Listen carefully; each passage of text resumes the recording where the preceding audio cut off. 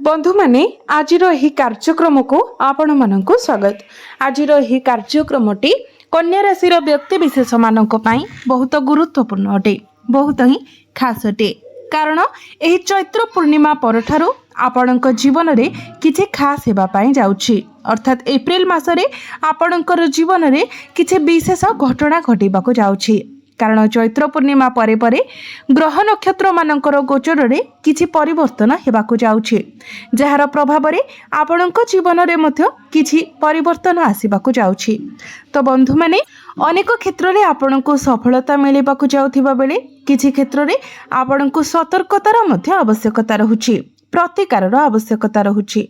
तो केउ सब क्षेत्र रे आपणको सफलता मिलिबाको जाउछि एवं केउ सब क्षेत्र रे आपणको सतर्कतार आवश्यकता रहुछि से विषय जानिबा पई तो वीडियोटी को लाइक करी चैनल टी को सब्सक्राइब करि दियंतु एवं कमेंट बॉक्स रे भक्ति एवं श्रद्धार सहित जय श्री जगन्नाथ जय मां लक्ष्मी निश्चय लिखंतु। तो बंधु माने आसंतु आरंभ करिबा आजिरो एही कार्यक्रम को, जहां आपणकर जन्म राशि तथा चंद्र राशि उपरे आधारित अटे। तो राशि चक्रर 12 गोटी राशि मध्यरु षष्ठ राशि हेउछि कन्या राशि एवं कन्या राशिर राशिधिपति हेउछन्ति बुध। तो एप्रिल मास आरंभ रे आपणक कुंडलीर षष्ठ भावरे गोचर करूछन्ति बुध एवं बुधंक सहित गोचर करूछन्ति राहु। आपणकर सप्तम भावरे गोचर करूछन्ति सूर्य मंगल एवं शनि। अष्टम भावरे गोचर करूछन्ति शुक्र एवं आपणकर दशम भावरे गोचर करूछन्ति देवगुरु बृहस्पति एवं द्वादश भावरे गोचर करूछन्ति केतु। तो सर्वप्रथम आसंतु जानिबा आपणकर स्वास्थ्य किभଳି रहिबो एही एप्रिल 2026 रे। तो बंधु माने कुंडलीर प्रथम भावटी होइथाय स्वास्थ्यर भाव, इम्यूनिटी सिस्टम रो भाव एवं आपणकर प्रथम भावर अधिपति हेउछन्ति बुध। बुध आपणकर षष्ठ भावरे गोचर करूछन्ति, छाया ग्रह राहुंक सहित गोचर करूछन्ति। तेबे 11 एप्रिल को बुध आपणकर सप्तम भाव को प्रवेश करिवे। षष्ठ भावटी को कुंडली रे भलो बोली माना जाय नथाय, एहा रोग ऋण एवं शत्रुर भाव होइथाय। तो जेहेतु आपणक प्रथम भावर अधिपति निजे षष्ठ भावरे गोचर करूछन्ति, तेणु एप्रिल 11 पर्यंत जे पर्यंत बुध षष्ठ भावरे रहुछन्ति से पर्यंत आपणको आपणक स्वास्थ्यर जत्न नेबाको पड़िबो। ऋण असुस्थता एई सब समस्या आपणकर देखादेबो। बुध हेउछन्ति चर्मर कारक ग्रह, तो आपणकर चर्म संबंधी समस्या देखा देई पारे, जेमिति कि एलर्जी इन्फेक्शन भली समस्या देखा देई पारे, किंबा आपणकर हठात मुंड बिंधा, अकथनीय थक्कापण किंबा आपणकर चाप स्तर हठात वृद्धि भली आपण अनुभव करि पारंती। एही लक्षण गुड़िक एप्रिल 11 तारिख पूर्वरु प्रकाश पाइबार संभावना अछि। तापरे परिस्थिति रे उन्नति आसीबो, तेणु अत्यधिक चिंतित हेबार कोनोसी आवश्यकता नाही। बुध सप्तम भावरे प्रवेश करिबा मात्रे आपणकर प्रथम भाव को दृष्टि पकाइबे। तेबे जदिओ सप्तम भावरे बुधंकर स्थिति एतेटा सुदृढ़ रहिबो नाही, तेबे भी प्रथम भावरे बुधंकर दृष्टि पड़िबा कारणरु आपणकर इम्यूनिटी सिस्टम किंतु स्ट्रांग रहिबो एवं आपणकर शारीरिक सुस्थता मध्य बजाय रहिबो। एबे आसंतु जानिबा आपणकर शिक्षा क्षेत्र किभଳି रहिबो एही एप्रिल 2026 रे। तो बंधु माने कुंडलीर पंचम भावटी होइथाय आपणकर शिक्षार भाव एवं आपणक पंचम भावर अधिपति हेउछन्ति शनि। तो शनि वर्तमान आपणकर सप्तम भावरे गोचर करूछन्ति। पंचम भावर अधिपति शनि मंगल एवं सूर्यंक सहित अछन्ति एवं एकत्र भावरे आपणकर प्रथम भाव को दृष्टि देउछन्ति। यह सूचाउछि जे आपणकर पंचम भाव एवं प्रथम भाव मध्यरे एक सीधा सड़क कनेक्शन रहुछि।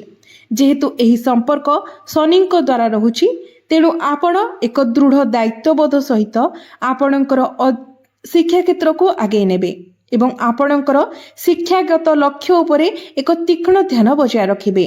कन्या राशिर जो माने व्यक्ति विशेष अछंती मोटामोटी देखिबाको गले आपणक मध्यरे एक सकारात्मक आग्रह आसीबो।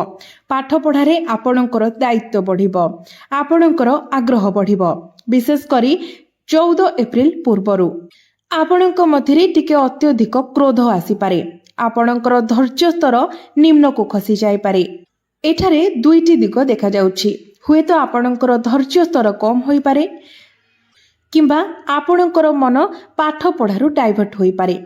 ଆପଣଙ୍କୁ ଆପଣଙ୍କ କ୍ରୋଧ ଉପରେ ନିୟନ୍ତ୍ରଣ ରଖିବାକୁ ପଡ଼ିବ, କାରଣ ଆପଣଙ୍କର ମନ ପ୍ରେମ ସମ୍ପର୍କ ହେଉ କିମ୍ବା ଆପଣଙ୍କର ବନ୍ଧୁତା ହେଉ କିଛି ବି ହୋଇପାରେ, ଏସବୁ ଆଡ଼କୁ ଆପଣଙ୍କର ମନ ଢଳିପାରେ। କାରଣ ତିନୋଟି ଗ୍ରହ ପ୍ରଥମ ଭାବକୁ ପ୍ରଭାବିତ କରୁଛନ୍ତି, ସୂର୍ଯ୍ୟ, ମଙ୍ଗଳ ଏବଂ ଶନି। ଏବଂ ତିନୋଟି ଗ୍ରହ କୌଣସି ନା କୌଣସି ଭାବରେ ଅଶୁଭ ଗ୍ରହ ଭାବରେ ବିବେଚିତ। ବିଶେଷ କରି ସୂର୍ଯ୍ୟ ହେଉଛନ୍ତି ଏକ ଭୟଙ୍କର ଗ୍ରହ, ତେଣୁ ତୁମକୁ ସତର୍କ ରହିବାକୁ ପଡ଼ିବ। ତୁମର ଅଧ୍ୟୟନ ବିଷୟରେ ଦୃଷ୍ଟିକୋଣ ସକାରାତ୍ମକ ଦେଖାଯାଉଛି। ଆପଣଙ୍କର ଶିକ୍ଷାଗତ ପ୍ରଦର୍ଶନ ଆଶାଜନକ ଦେଖାଯାଉଛି। ତଥାପି ବର୍ତ୍ତମାନ ଆପଣଙ୍କର ଅଧ୍ୟୟନର ପ୍ରକୃତି କିଛିଟା ଅନିୟମିତ। କେତେବେଳେ ଆପଣ ଆପଣଙ୍କର ଅଧ୍ୟୟନରେ ସମ୍ପୂର୍ଣ୍ଣ ଭାବରେ ମଗ୍ନ ରହିବେ, ଅନ୍ୟ ସମୟରେ ଆପଣଙ୍କର ମନ ସମ୍ପୂର୍ଣ୍ଣ ଭାବରେ ପାଠ ପଢ଼ାରୁ ଦୂରେଇ ଯିବ। ଯଦି କେହି ଆପଣଙ୍କୁ ପାଠ ପଢ଼ିବାକୁ ବାଧ୍ୟ କରନ୍ତି, ତେବେ ଆପଣ ତାହା କରିବାକୁ ମନା କରିବେ।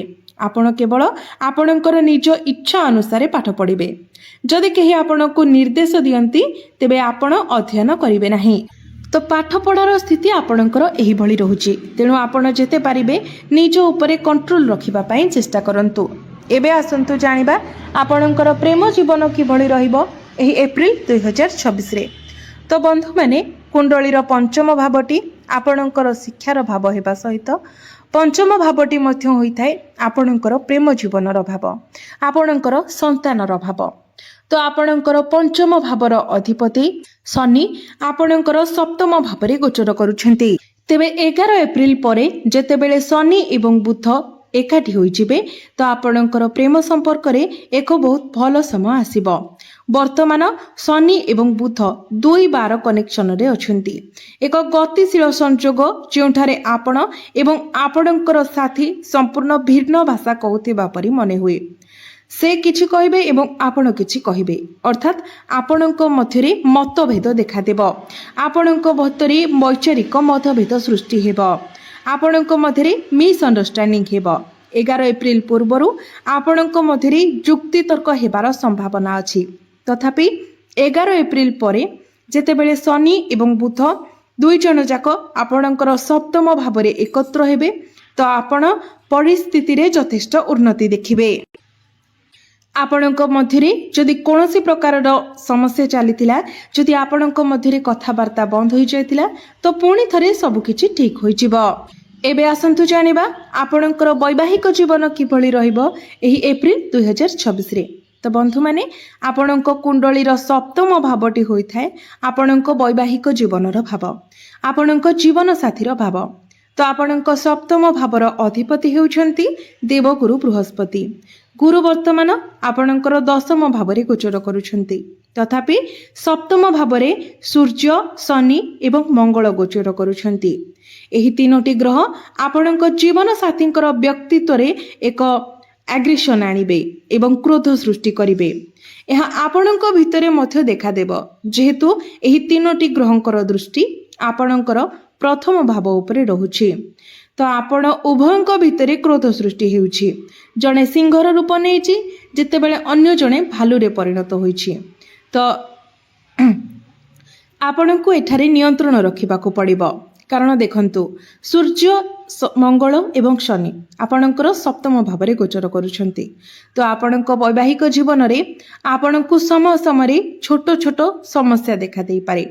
ଛୋଟ ଛୋଟ କଥାକୁ ନେଇକି ଆପଣଙ୍କ ମଧ୍ୟରେ ଯୁକ୍ତିତର୍କ ହୋଇପାରେ। ତ ଆପଣଙ୍କୁ ହିଁ ନମ୍ର ହେବାକୁ ପଡ଼ିବ।